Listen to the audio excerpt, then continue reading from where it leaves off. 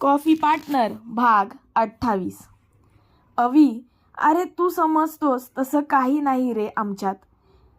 आई माझ्या मागे लागली होती माझ्या लग्नासाठी.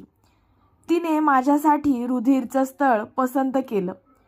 तिचं मन राखण्यासाठी मी रुधिरला भेटत आहे. महिनाभरानंतर मी आईला सांगेल की मला रुधिर पसंत नाही. मला नाही करायचं रे लग्न. जीवा अवनीशला समजावत म्हणाली. खरं तर ती तिच्याच मनाला जास्त समजावत होती. हे बोलताना तिच्या हृदयात कळ उमटत होती. पण ती काहीच करू शकत नव्हती. कितीही मनाला भूतकाळ विसरून वर्तमानात जगण्यासाठी दटावले तरी तिचे वेडे मन शांतनूच्या आठवणींना कवटाळून बसले होते. काही गोष्टी होत्या ज्या खोलवर तिच्या मनात रुजल्या होत्या. त्यामुळे तिला भीती वाटत होती पुन्हा प्रेमात पडायची. अवनीश आणि मिहिकाला जीवाची अवस्था समजत होती.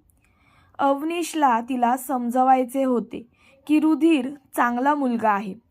तिने त्याच्याबद्दल विचार करायला हवा, पण त्याने तसे केले नाही. मिहिकाने मात्र बोलायला सुरुवात केली. आता भलेही तू रुधिरला लांब करत असशील स्वतःपासून, पण भविष्यात मात्र तूच त्याच्यापासून लांब राहू शकणार नाहीस. देवाच्या मनात असल्याशिवाय तुम्ही आत्ता एकत्र आहात. एवढं मोठं जग आहे आपलं. या अख्ख्या जगात तुझ्या आईने रुधिरलाच कसं पसंत केलं तुझ्यासाठी? ज्याने मला आणि अवीला एकत्र आणलं तो रुधिरच आहे जीवू. आमची तशी ओळख कमीच. या कॅफेमुळे रुधिर आमच्या आयुष्यात आला. आज त्याच्यामुळे मला अवीसारखा मुलगा जोडीदार म्हणून लाभला.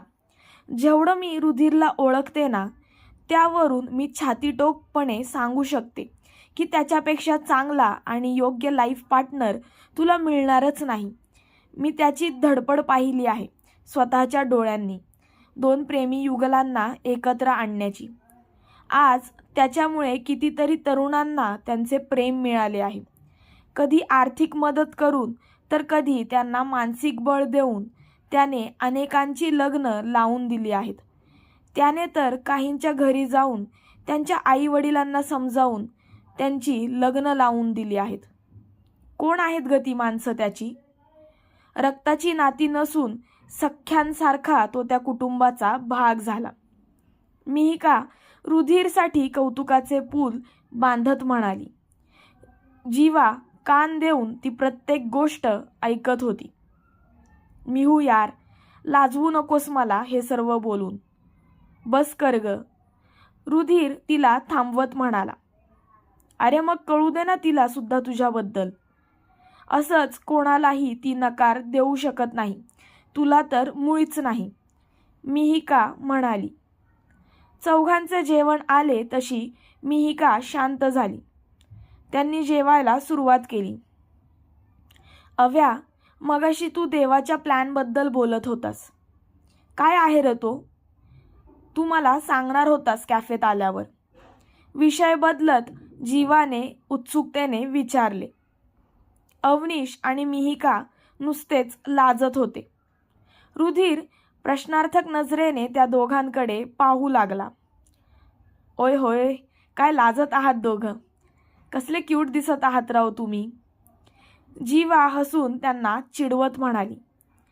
त्याबद्दल मी सांगतोच, पण त्याआधी तुला आमची लव्ह स्टोरी सांगतो. तू तर शांतनूसोबत डेटला जायची.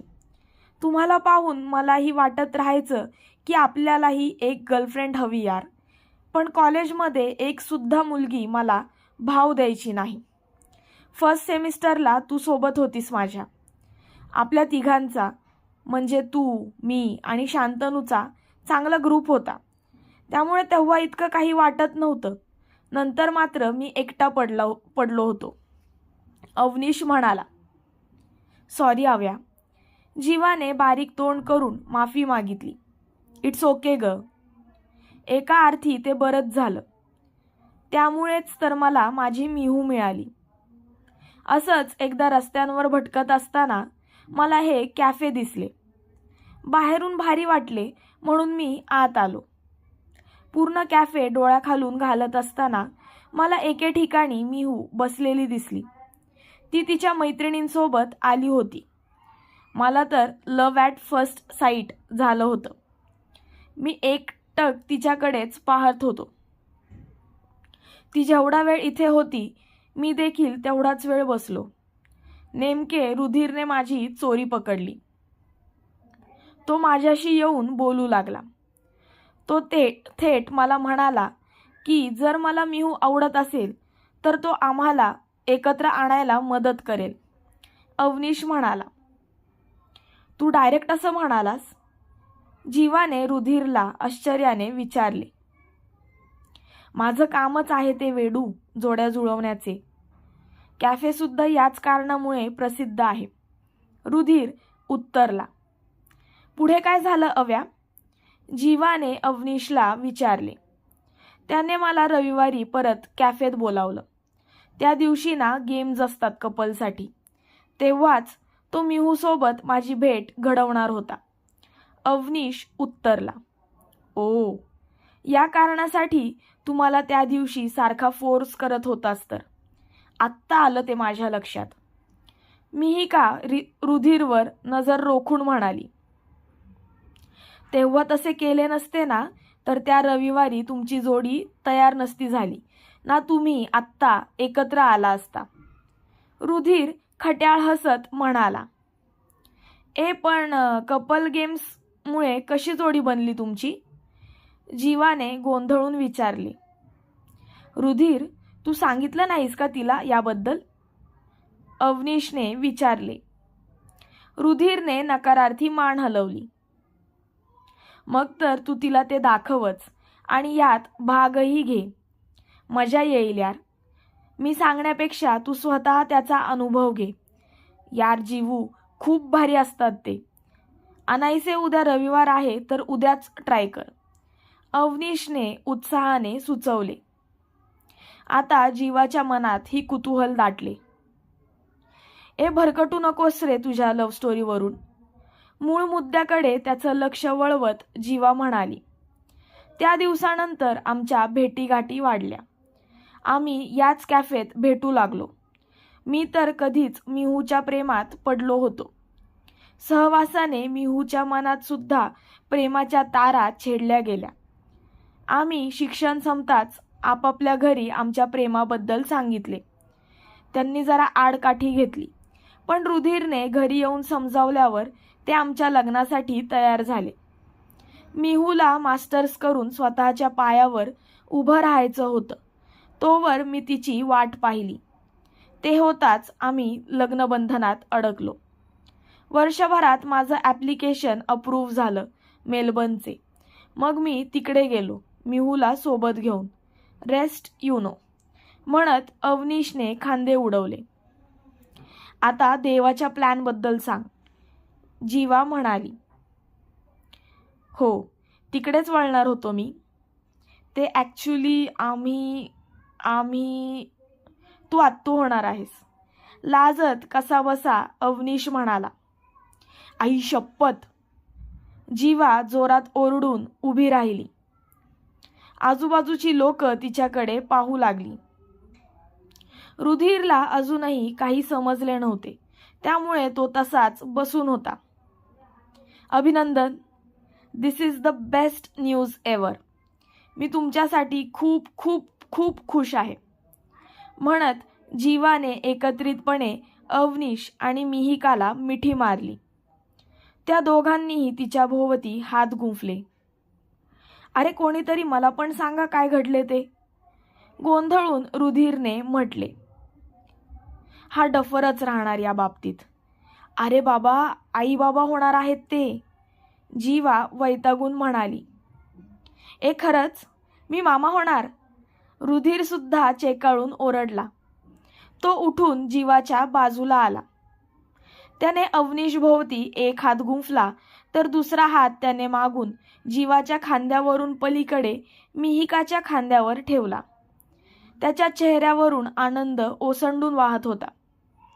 जीवा मात्र एकदम स्तब्ध उभी होती. तिच्या अंगावर सरसरून काटा फुलला होता. गालांवर गुलालाची उधळण झाली होती. हृदय तर वेगाने धडधडत होतं. आजूबाजूचे तिला काहीच दिसत नव्हते. दिसत होता तो फक्त रुधिर आणि त्याच्या मिठीतील ती एकटक त्याच्याकडेच पाहत होती. तो बरेच काही बडबडत होता. ती मंत्रमुग्ध होऊन त्याच्या ओठांची हालचाल टिपत होती. तिच्या ओठांवरचे हसू जायचे नाव घेत नव्हते. तो मात्र ह्या सगळ्यापासून अनभिज्ञ, स्वतःचा आनंद साजरा करण्यात गर्क होता. अचानक त्याने तिच्याकडे पाहिले. हे शोना, माझ्याकडे नाही, तिकडे समोर त्यांच्याकडे बघ. रुधिर बोलत होता, पण जीवाच्या कानावर फक्त त्याचे शब्द आदळत होते, जे तिच्या मेंदूपर्यंत पोहोचत नव्हते. त्याला सुद्धा तिची नजर वेगळी जाणवली. त्याने तिला हलवले तशी ती भानावर आली. त्याने तिच्या हनुवटीला पकडून तिचा चेहरा समोर केला. एक मुलगा हातात फोन घेऊन ह्या चौघांचा फोटो काढत होता. ताई हसा प्लीज, तो मुलगा जीवाला म्हणाला तशी ती कशीबशी हसली. त्याच क्षणी त्या मुलाने या चौघांचा फोटो काढला. रुधिरच्या तर मनात नुसत्या आनंदाच्या उकळ्या फुटत होत्या, कारण त्याला जीवाच्या नजरेत स्वतःसाठी प्रेम दिसले होते. भरीसभर त्यांचा आजचा पहिला एकत्र फोटोही निघाला होता. बाकीचे पाहूयात पुढच्या भागात. तुमच्याही आयुष्यात रुधिरसारखेच कोणी क्युपिडचे म्हणजेच जोड्या जुळवण्याचे काम केले आहे का? केले असेल तर मला कमेंटमध्ये नक्की सांगा. हा व्हिडिओ आवडल्यास लाईक करा आणि आपल्या मित्रमैत्रिणींसोबत तो शेअर करायला विसरू नका. तुम्ही माझ्या चॅनलवर नवीन असाल तर मला सबस्क्राईब करायला विसरू नका, जेणेकरून पुढचा भाग येताच तुम्हाला त्याचे नोटिफिकेशन मिळेल. प्रेम करत राहा, आनंदी राहा. धन्यवाद.